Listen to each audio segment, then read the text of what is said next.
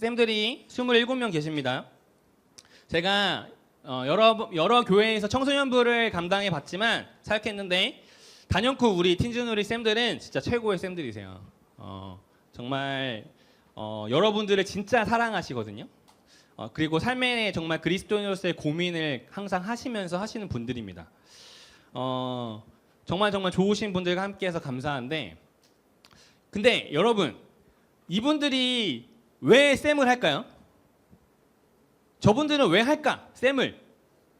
우리 교회인지 다른 교회인지 기억이 안 나는데 어떤 아이가 이제 키즈놀이쯤 된 아이가 어느 날 반 쌤한테 물어봤대요. 쌤한테.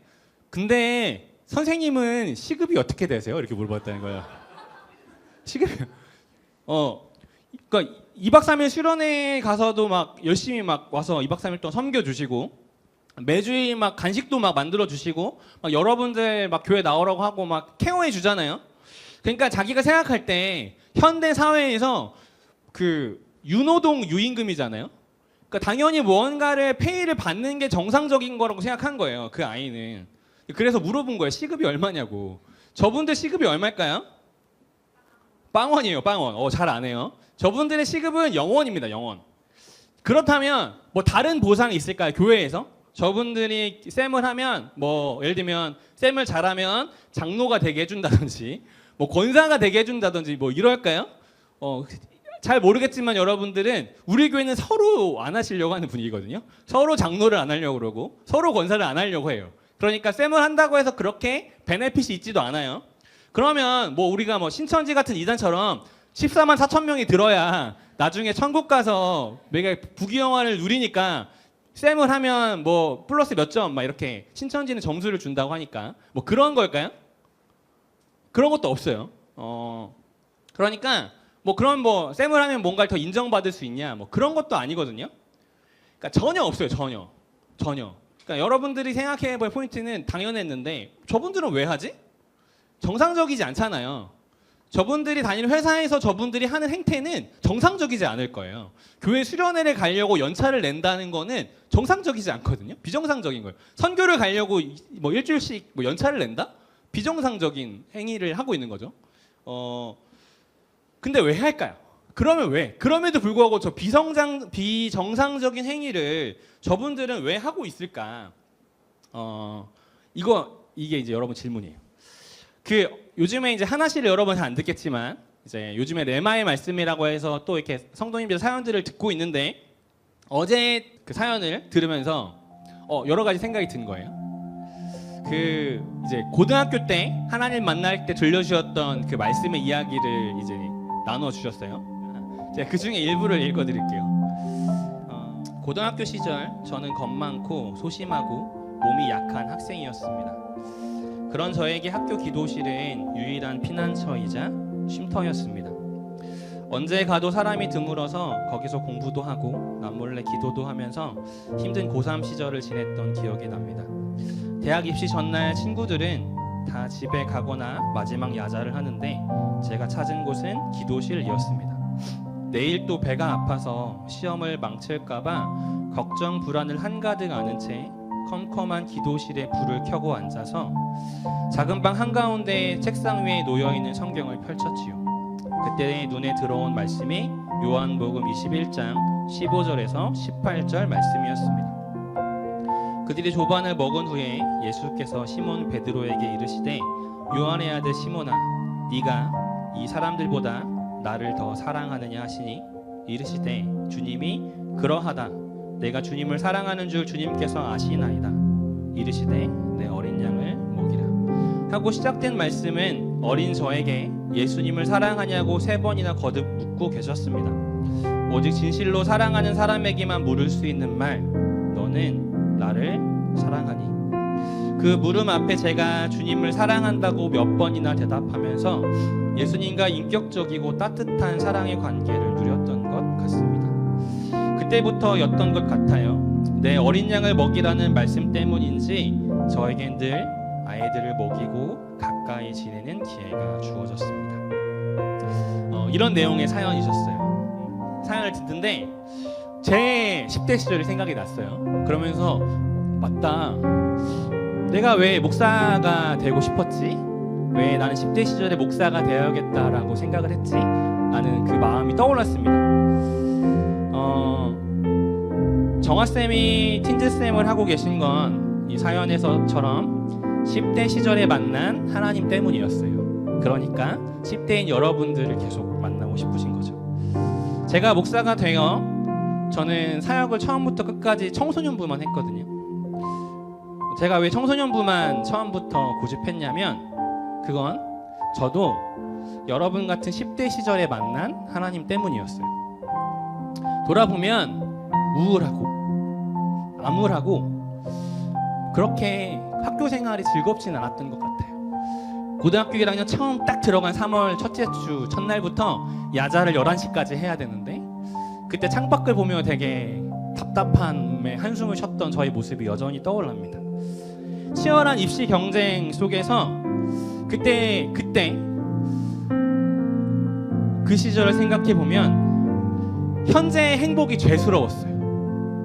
10대인 나는, 고등학생인 나는 편하게 하루를 마음껏 자는 것조차도 죄인같이 느꼈던 것 같아요. 2박 3일 수련회를 간다는 거는 세상을 거꾸로 사는 사람 취급을 받았습니다. 학교에서 2박 3일 수련회에 가는 허락을 담임쌤께 맡기 위해서 며칠을 주저하며 교무실 앞을 서성였다가 간신히 온갖 욕은 다 먹어가며 갔던 기억이 나요. 10대 시절을 생각해보면 매일의 행복을 포기하라 요구받고 그 대가로 미래를 쫓으라고 요구받았어요. 웃고 떠들며 놀고 있으면 어디선가 들려오는 소리가 있죠. 야, 네가 지금 그렇게 웃고 떠들 때야? 하루도 편안히 놀지 못했던 그 시절, 명절이 돼도, 조금 있으면 추석인데 추석이 돼도 마음껏 가족들과 노는 것이 불편하고 죄스러웠던 그 기분이 고등학교 시절 내내 있었습니다.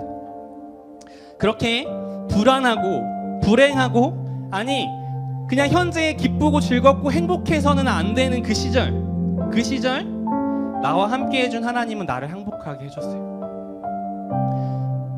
어제 정화쌤 사연을 들으면서 그 시절이 떠올랐습니다. 그리고 제가 왜 목사가 되고 싶었는지 다시 생각이 났어요. 그리고 저뿐만 아니라 여기 계신 쌤들이 여러분들과 함께하는 이유가 다 이렇겠구나 생각되었습니다. 뭔가를 더 얻으려고 하는 게 아니고요, 그 시절, 여러분 같았던 나의 인생의 그 시절에 만난 그 하나님, 그분으로 말미암아 행복했던 그 기억 때문이에요. 그 마음을 여러분에게 비친 것 같은 마음이 늘 들거든요. 세상은 여러분에게 자꾸 현재를 버리라고 말해요. 그리고 미래를 바라보라고 얘기해요. 야, 현재를 포기해. 그래야 더 나은 미래를 얻을 수 있어. 지금 네가 놀고 있을 때야? 너에게 더 좋은 미래가 있어. 너가 지금 이렇게 웃고 떠들고 즐기면 그럼 너의 미래는 어떻게 될 것 같은데? 그렇게 달콤한 회유와 협박으로 우리에게 현재를 버리라고, 그리고 미래를 쫓아가라고 말합니다. C.S. 루이스의 스크루테이프의 편지라는 책이 있거든요. 여기에서 보면 이것이 사탄의 한 전략이라고 그 책은 말해요. 현재를 관가하고 불안한 미래에 계속 집중하게 하는 거예요. 이게 사탄의 전략입니다. 영지주의, 지난주 우리가 영지주의가 뭔지에 대해서 배웠는데 영지주의의 전략 역시 이런 거예요. 야, 현재는 무의미한 거야. 구원은 영혼의 영역이지 이 땅을 사는 육신의 영역이 아니야. 천국은 머나먼 저 위에 있는 거지 이 현실은 아니야. 그렇게 현실을 무가치하게 여기게 합니다. 네가 지금 현실을 우울하고 불행하고 그렇게 살아가는 건 당연한 거야. 그렇게 더 불행해져. 더 그렇게 애써 노력해. 그래 너에게 더 나은 미래가 있을 거야 라고 말해요. 근데요, 그렇게 끊임없이 미래를 쫓고 쫓아 40대가 됐거든요. 근데 여전히 저에게 또 다른 미래는 현재를 불행하게 자꾸 만들더라고요. 그런데 사도 바울은 이렇게 말하는 거예요. 너희는 이미 하나님의 자녀다. 이게 어떤 의미냐면 구원이 현재적이라는 거예요. 구원은 미래에 얻고 하나님의 복은 죽어서나 받는 게 아니라 이미 너희는 하나님의 자녀다. 이미 그 자녀됨의 복 가운데 너희가 있다. 나중에 어른이 돼서 대학에 가서나 누릴 수 있는 하는 것이 아니라 바로 지금 13살, 15살, 19살 너의 인생 가운데 이미 너희는 하나님의 자녀됨의 복 가운데 이미 있다 라고 말하는 거예요. 사랑하는 친구들, 저의 10대 시절은요 하나님으로 인해 행복했어요. 여기 계신 다른 쌤들도 마찬가지입니다. 그게요 제가 오늘 여기 있는 이유고요, 저분들이 여기에 있는 이유예요. 사랑하는 친구들, 세상은요, 사탄의 전략은요, 여러분의 시선을 끊임없이 현재가 아니라 미래에 두게 하는 거예요. 그 전략에 속지 마세요. 네 미래에 더 좋은 게 있어. 그러니까 현재를 포기해. 야, 너희가 지금 뭘 할 수 있어? 나중에 어른이 돼서 할 수 있는 거야. 끊임없이 여러분을 회유하고 협박하는 거예요. 근데요, 그 전략에 속지 마세요. 여러분은 이미 하나님의 자녀고요, 자녀로서 허락하신 현재의 삶의 복을 누리시기 바랍니다. 그리고 그에 걸맞게 하나님의 자녀답게 지금의 이 순간을 사세요. 삶에 주시는 행복을 누리고 그분의 자녀답게 주님을 닮은 삶을 사시기를 바랍니다. 그게 하나님이 여러분을 향해 주신 하나님의 분명한 뜻이에요. 작년에 그리고 재작년에 거듭 캄보디아로 태국으로 선교 갔을 때 여러분이 그 삶 가운데 누리면서 고백했던 그 고백들이 아직도 제게 기억이 나요. 여러분의 삶의 순간순간에서 그것들을 누리며 살아가게 하는 것이 하나님의 뜻인 거예요. 목사님이 여기에 있는 이유는 여러분에게 그것들을 알려주고 싶어서입니다. 여러분의 10대 시절, 여러분은 충분히 행복할 수 있고 여러분은 충분히 하나님의 뜻 가운데 살아갈 수 있어요. 그걸 미래로 미루라는 세상의 말에 절대 속지 마세요. 여러분은 이미 하나님의 자녀됨이 되었고요, 그 복 가운데 이미 살고 있습니다. 하나님의 자녀됨의 뜻 가운데 충분히 살아낼 수 있어요. 사랑하는 팀주누리 친구들과 쌤들, 이미 우린 하나님의 자녀 되었습니다. 그렇게 허락하신 오늘 2025년을 하나님의 자녀로서 그 복된 삶을 누리시고 하나님의 자녀로서 그에 걸맞게 살아가시는 모두 되시기를 주님의 이름으로 축원합니다.